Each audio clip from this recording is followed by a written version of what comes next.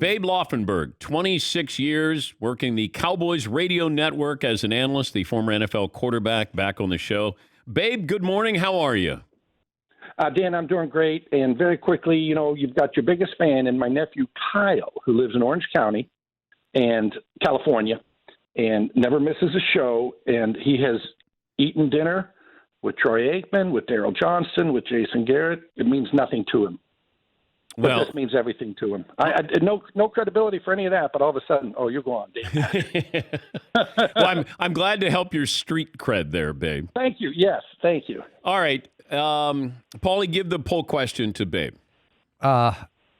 Which team is more likely to miss the playoffs, the Steelers or the Cowboys? To miss the playoffs? That's a heck of a question there. I'm going to say the Steelers, only because of the division they play in, where Cleveland is obviously no longer a win. Cincinnati should be better with Joe Burrow, and then you got Baltimore, who's always good. And they have literally the most difficult schedule in the NFL this year, if you base it, which is all we can do, on last year's teams. And as we all know, the NFC East is so weak. And I think the Cowboys' offense is going to be good enough to carry them. So I'm going to say if one of them misses, it would be Pittsburgh, but I wouldn't bet on that. What would the fallout be if Dallas doesn't make the playoffs?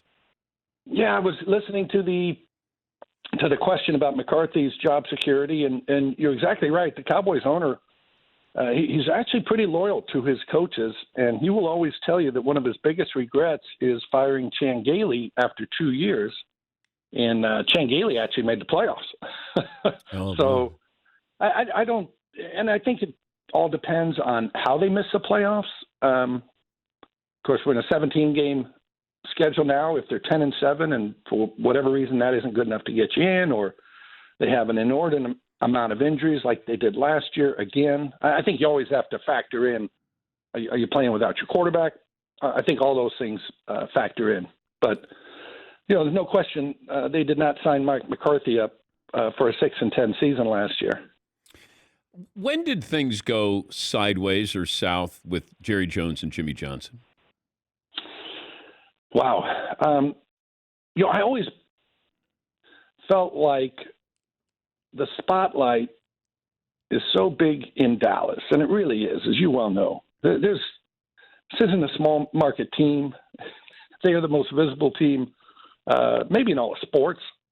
And so the spotlight is big. So there's plenty of spotlight to go on Jimmy, on the Cowboys owner, on Troy, on Emmett, on Michael, on Dion. That spotlight was so big. So that's the thing that always surprised me. But I think the other thing, too, Dan, is when they first united in 1989, and Jerry hired Jimmy to be his head coach, the whole narrative was these guys were best friends in college. They roomed together. They went out together. And then when the breakup came, it was, they only roomed together because it was alphabetical, Jones and Johnson. So 1 minute, again, they were best friends, and the next minute they just happened to be thrown in the same room. But I couldn't tell you exactly, but clearly they each wanted credit for the wins and for the Super Bowls. Well, who deserved the most credit out of those two? Well, I honestly think it was – I truly believe this. It was one of those rare partnerships. And I always look at the Beatles, right? Big music fan. They were not – George Harrison was not the best guitar player in the world. Paul McCartney was not the best bass player. Go on and on. Ringo Starr wasn't the best drummer.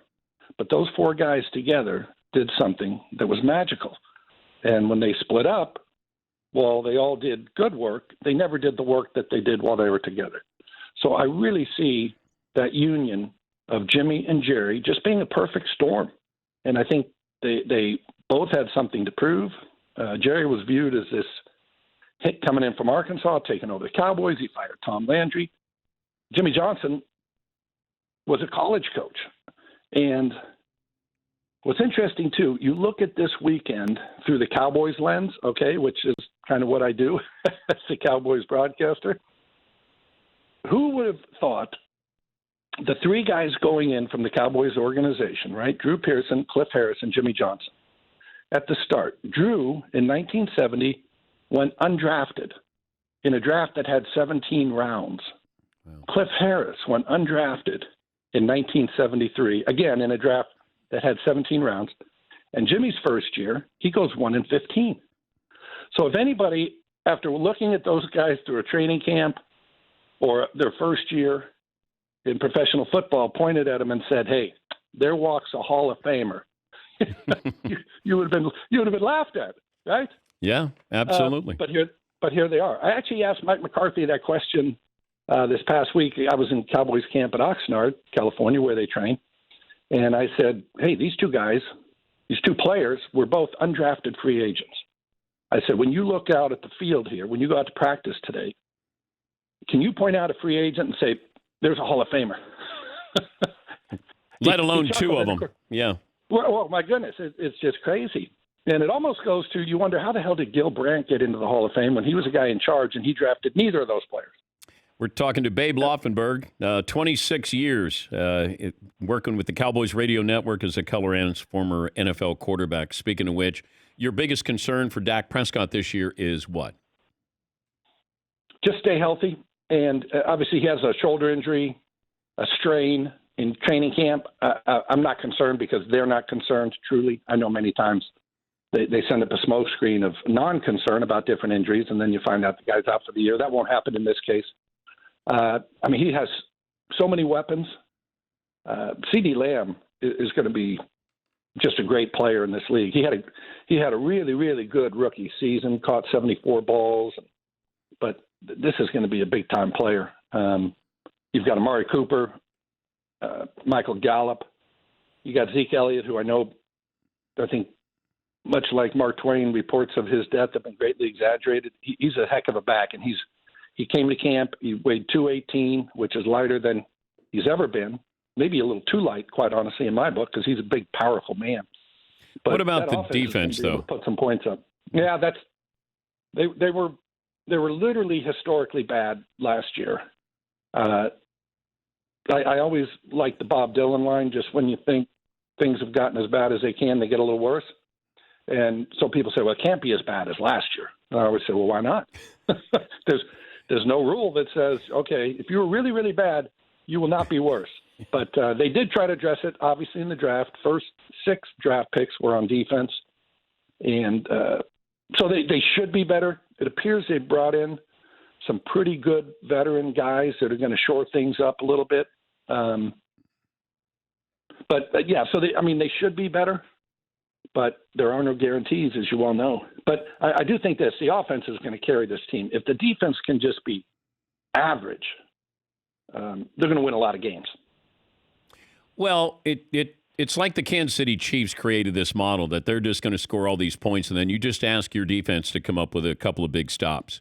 And that's what they did in the Super Bowl they won. Chris Jones came up with a couple of big plays, and that's it. I mean, you can score in the NFL, but everybody scores. Really what separates, it feels like, Babe, is the team that does. Tampa won the Super Bowl because of their defense, not because of their offense. Well, I'll say this, though. Now, the last 5 Super Bowl winners have all had top 5 scoring offenses. So you've got to be able to score points in today's NFL. And obviously they make it easy for you to score. I don't want to say easy.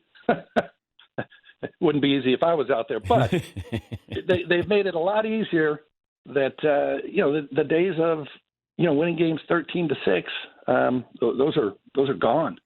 So you got to be able to score points. I even saw Nick Saban, was listening to him, and he talked about the fact that the one year they gave up 9.9 points a game. They allowed 63 rushing yards a game. He said, I was always play defense, run the ball. And he said once they started throwing around, they started winning more games and winning by bigger margins. So if Nick Saban can change his philosophy, if you will. Now, obviously, he still wants to play defense, and they've got about 10 first-rounders over there this year probably to do it with. But, that's just the way the game has evolved and become. And, again, a lot of the rule changes, as we well know, are all geared to offense. and you're keeping quarterbacks around longer because you can't hit them. Ben Roethlisberger tonight. I mean, he won't play tonight, but 18 years in the league and thinking about playing next year. So we see the longevity of these guys really lasting because they're not taking the beating that they once did. Before I let you go, when you were at Stanford and you got there, I think the year before John Elway. So Elway comes in. Correct. When did you know your days were numbered as a quarterback at Stanford when Elway showed up? I think it was the second half hour of the first practice when he got there. And so the first half hour was okay. It was the second half hour. I was competing. Yeah, but all we did then was stretch. We were doing some stretching and some drills. And actually, interestingly enough, I played against John Elway in high school, so I knew how good he was. And of course, you think you're going to compete, but yeah, he was pretty good. And the one good thing about that, Dan, when I left Stanford, of course, immediately people think, oh, you flunked out. I said, no. But I always tell people, look, if I was smart enough to get into Stanford, I was also smart enough to know when to leave. And when Elway showed up, I said, this doesn't look so good for the Bambino here. How would you describe him for those who didn't see him when he came in at 18, 19 years of age? He had the same arm that you saw as an NFL player. And again, I actually saw it in high school. What I think is funny is some of these guys have really smooth motions, right? And the ball just kind of said, wow, where do they generate that power? Every time he threw, I swear it looked like he was going to tear his rotator cuff. You can just picture him, can't you? Yeah. In the pocket, on his toes, chin up, and then he just ripped the ball.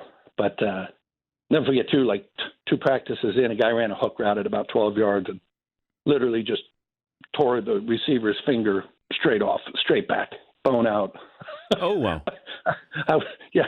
At first I thought, guys really like to catch my ball when I was there and we were competing at Stanford there. And then I realized, they really just don't like to catch Johns because it comes in about 100 miles an hour. I always like it when they say this guy throws a catchable ball. It means he's got a weak arm, right? And many times the problem is it's catchable for the defense just as easily as for the offense. Have fun tonight, babe. I'd love to check in with you during the season, and thanks for joining us. Yes, sir. My pleasure. Thank you, Dan. Appreciate it. That's Babe Laufenberg, 26 years working with the Cowboys as their color analyst on radio.